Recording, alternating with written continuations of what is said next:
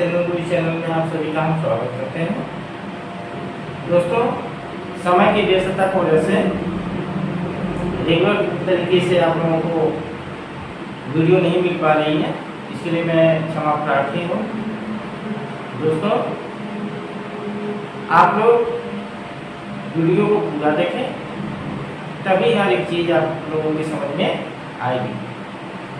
दोस्तों, हमने अपने सबसे पहले वीडियो में आप लोगों को बताया था कि इजी मेथड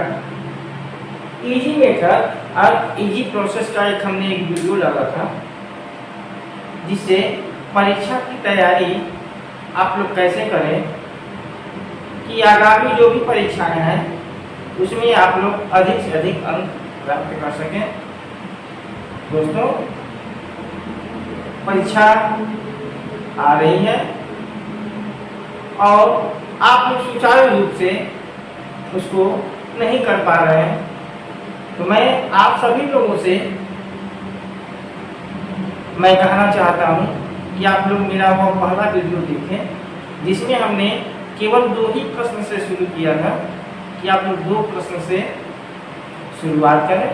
जैसे जैसे आपकी उसमें तन्मयता होती जाए, उस तरह से आप लोग उसमें और भी क्वेश्चन 2 क्वेश्चन से 5 क्वेश्चन, 7 क्वेश्चन, 10 क्वेश्चन तक आप उसमें करना शुरू कर दें। दोस्तों, आजकल के जितनी भी परीक्षा से संबंधित तैयारी कराने वाले कोचिंग सेंटर्स हैं, वह जो भी परीक्षाएं आती हैं, चाहे पेट की हो, चाहे यूपीपी की परीक्षा हो, या अन्य किसी सीजीएल का हो, एसएससी का हो, सभी परीक्षाओं के लिए वह अपना जो भी कोचिंग सेंटर है, बड़े बड़े बैनर के साथ हम लोगों के बीच में लगा देते हैं, जिससे बच्चे आकर्षित होकर के उनके पास तैयारी के लिए जाते हैं। दोस्तों, आप ही बताइए कि किसी भी परीक्षा, जो भी परीक्षाएं हमारी आ रही है, क्या 2 महीने, 3 महीने या 6 महीने में हमारी परीक्षा निकल सकती है? जहां भी जिस कोचिंग सेंटर में 2000, 100, 200, 400, 500, 1000, 2000 बच्चों में से किसी एक बच्चे या 2 बच्चे ने परीक्षा पास कर नियुक्ति ले लेता है, तो कोचिंग सेंटर वाले इतना ढोल पी देते हैं कि सारा का सारा श्रेय लगता है कि उन्हीं के माध्यम से वह बच्चा क्वालिफाई किया है। दोस्तों, ऐसा नहीं है, क्योंकि इतने सारे बच्चों में उस बच्चों की भी अपनी एक क्वालिटी है, विशेष क्वालिटी है। उस क्वालिटी के हिसाब से वो बच्चे परीक्षा में उत्तीर्ण होते हैं और गोल पी देते हैं कोचिंग सेंटर वाले। अगर जिम्मेदारी ही है तो सारे बच्चों को तो क्वालिफाई कराएं। दोस्तों, हमने इसी क्रम में आप लोगों को बताया था इजी मेथड, इजी प्रोसेस के माध्यम से हमारी पहली वीडियो, सबसे फर्स्ट वीडियो, जिसमें आवाज भी गड़बड़ है दोस्तों, और मेरे पास इतना समय नहीं है कि मैं अपनी ऑडियो को फिल्टर करके आप लोगों के पास दे सकूं। जो भी हमारे पास संसाधन है दोस्तों, मैं उसी में आप लोगों को देने की कोशिश करता हूं। दोस्तों, हमने बताया था कि आप हर एक विषय के, जो भी विषय है कंपटीशन से, उसमें से सारे में से आप 2-2 क्वेश्चन, 3 क्वेश्चन, 5 क्वेश्चन, 10 क्वेश्चन आप रेगुलर रूप से तैयार करें। बहुत सारे बच्चे ऐसे हैं जो उस मेथड को अपनाया है और कमेंट करके, पर्सनल रूप से कमेंट करके हमें बताते हैं कि गुरुजी, सर जी, कि आपके द्वारा हमने शुरू किया। आज मेरे पास बहुत बड़ा, इतने ही समय में बहुत बड़ा क्वेश्चन आंसर का सिलेबस है। दोस्तों क्वेश्चन बनता है और ऑब्जेक्टिव बहुविकल्पी प्रश्न बनता है। एक क्वेश्चन होता है, उसके 4 आंसर होते हैं, जिसमें से हमें सही आंसर चुनने के लिए कहा जाता है और उसी में हम भ्रमित हो जाते हैं, कंफ्यूज हो जाते हैं कि कौन सा आंसर सही है। दोस्तों हमने जो प्रोसेस बताया उसमें केवल एक ही क्वेश्चन आपको तैयार करना है कि जो सही है। बहुत ज्यादा पवाड़े में पढ़ने की जरूरत नहीं है। जब बार बार उसको रिपीट आप करेंगे तो आपके सामने एक क्वेश्चन का एक ही जवाब होगा। अगर बहुविकल्पित प्रश्न है तो उसमें से जो आपका सही आंसर होगा वो आप उसको दे सकते हैं। बहुत ही इजी वे में, बहुत ही कम समय में आप उसको दे देंगे। हमारे कहने का मतलब यह है दोस्तों, जब तक आप अपने ऊपर नहीं ठान लेंगे कि हमें यह करना है, तब तक कोई भी कंपटीशन आप चेस नहीं कर पाएंगे। दोस्तों आज भारत सरकार या उत्तर प्रदेश सरकार की जो भी शिक्षा व्यवस्था है वह ऑब्जेक्टिव टाइप में है। क्यों भाई? बहुत सारे बच्चे कर रहे हैं कि सरकार ने ऐसी गलती, बहुत बड़ी गलती की है कि सेमेस्टर वाइज कर दिया है, एक साल में 4 एग्जाम देने पड़ते हैं। ऐसा क्यों कर रही है सरकार के पास और शिक्षा विभाग के पास? बहुत ऐसे, अब वह सरकार यह चाहती है कि आप जो भी आप अपना तैयार करें क्वेश्चन, तो आप टेक्स्ट बुक जो आपका होता है, टेक्स्ट बुक को आप पूरा पढ़ें। जो भी आपका टेक्स्ट बुक है उस टेक्स्ट बुक को पूरा करें, जिसमें से उसी टेक्स्ट बुक में से आपके आंसर निकल करके आते हैं, क्वेश्चन निकल करके आते हैं, आंसर निकल करके आते हैं। दोस्तों बहुत ज्यादा बात करने की जरूरत नहीं है। हम भी कोशिश करेंगे आने वाले समय में, जल्दी ही हो सकता है कि 1 दिन में या 2 दिन में आपको सबसे पहला जो भी परीक्षा से संबंधित तैयारियां हैं उसमें विश्व घटनाक्रम होता है, विश्व घटनाक्रम, इसकी वीडियो आप लोगों को पर डालने की कोशिश करेंगे। उसके बाद से आपके सबसे ज्यादा क्वेश्चन उठते हैं हिंदी से, हिंदी। उसके बाद से दोस्तों हिंदी के बाद से इतिहास हो जाता है, इतिहास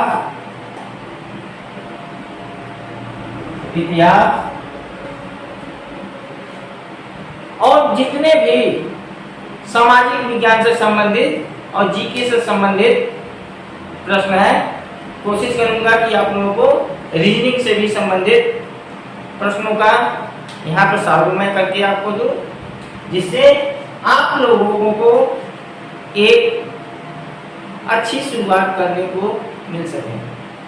दोस्तों आप लोगों को अपने टेक्स्ट बुक से एक एग्जाम्पल है दोस्तों, आप लोगों के लिए एक उदाहरण कहिए।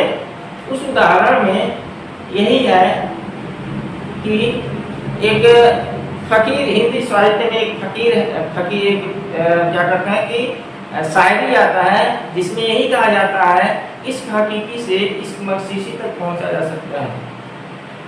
दोस्तों इसका मतलब यह हुआ कि आप इनसे टेक्स्ट बुक जो है, टेक्स्ट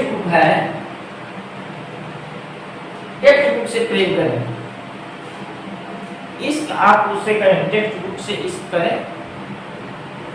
जब भी आपको टेक्स्ट बुक से इश्क लग जाएगा दोस्तों, तो आप जो किताब सुनने की इच्छा नहीं होती है, बार बार परीक्षा देकर के आप जो हताश हो जाते हैं, तो हताश नहीं हो। जब आप अपने टेक्स्ट बुक से इश्क कर लेंगे तो आप जैसे नॉवेल होता है दोस्तों, नॉवेल उपन्यास होता है, कोई अच्छी उपन्यास अगर मिल जाती है तो उस उपन्यास को ऐसे ऐसे घटनाक्रम उसमें होते हैं कि ये हम एक पढ़ते जाते हैं तो आगे पढ़ने की इच्छा उसमें हो जाती है कि उसको भी पढ़ ले, तब हम सोने चले। उसको पढ़ लेते हैं तो उसको भी आगे पढ़ने की कोशिश करते हैं कि अगला, और हमें है कि 1 से 2 दिन में वो नावल जो होता है, नावल पूरी तरीके से आप पढ़ लेते हैं और उसके जितने भी नायक हैं आपके दिमाग में घूमने लगता है।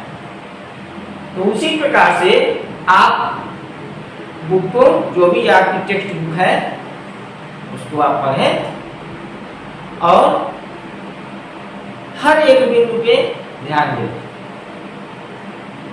ठीक है दोस्तों, हमेशा पढ़ने की जरूरत है और हमने उसी में से आपको क्वेश्चन आंसर दोस्तों मिलेगा। दोस्तों, कोई भी सफल आदमी एक दिन में सफल नहीं होता है, उसको सफल होने में अनेकों वर्ष लग जाते हैं, सदियां गुजर जाती हैं। और जब उन्हीं के बच्चे जब होते हैं तो जो उन्होंने अपनी टेक्निक अपनाई है वह अपने बच्चों को देते हैं, तो उन्हीं के बच्चे जज बनते हैं, अधिकारी बनते हैं, बड़े बड़े अधिकारी बनते हैं।